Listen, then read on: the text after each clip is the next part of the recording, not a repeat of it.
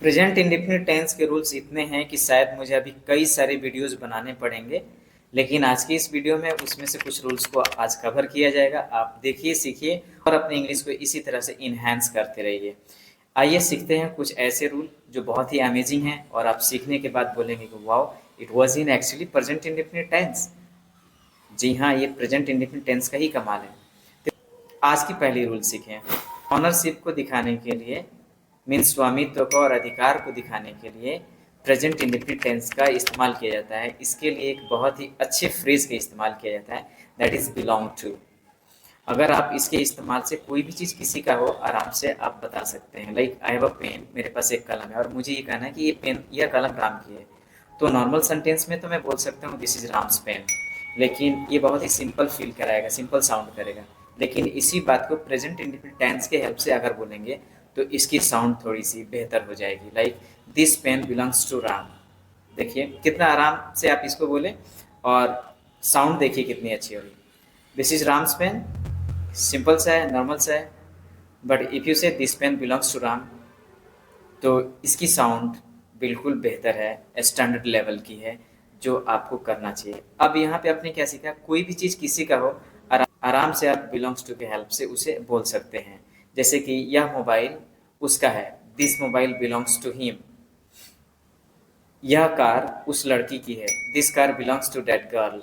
आप इस तरह से बोलेंगे। नॉर्मल सेंटेंसेस बोलना छोड़िए। Next rule, it is about to show someone's current situation, about his emotions, about his thoughts, and it is quite easy to express in present indefinite tense। किसी की वर्तमान स्थिति, उसकी भावना, उसके विचारों को दिखाने के लिए प्रेजेंट इंडेफिनिट टेंस का इस्तेमाल किया जाता है।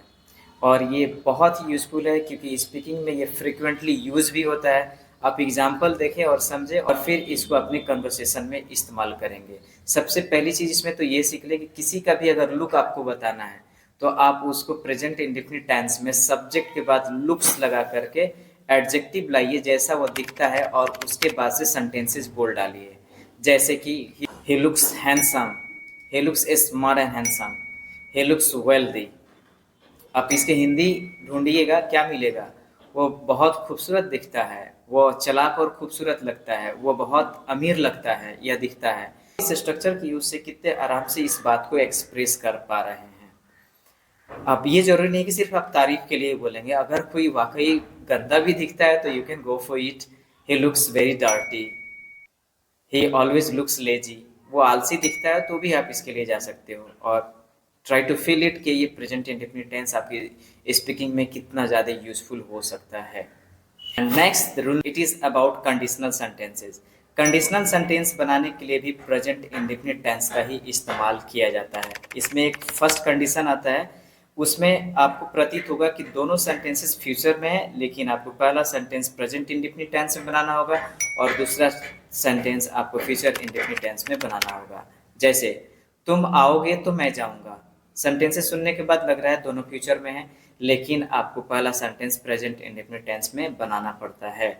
जैसे इंग्लिश इसकी देखिए, if you come I will go, if it rains I will not go out. तुम आओगे तो मैं जाऊंगा, यदि बारिश होती है तो मैं बाहर नहीं जाऊंगा। If you study hard you will pass the exam, अगर आप ठीक से पढ़ते हो तो परीक्षा पास कर जाओगे। Rule number last, to show someone's profession what someone does. कोई क्या करता है इस चीज को दिखाने के लिए भी आप प्रेजेंट इंडेफिनिट टेंस का ही इस्तेमाल कर सकते हैं। Like I teach English, Ram's father teaches in a government school and he works in a private company. तो आप इस तरह से किसी के प्रोफेशन को भी बताने के लिए प्रेजेंट इंडेफिनिट टेंस का ही इस्तेमाल करते हैं।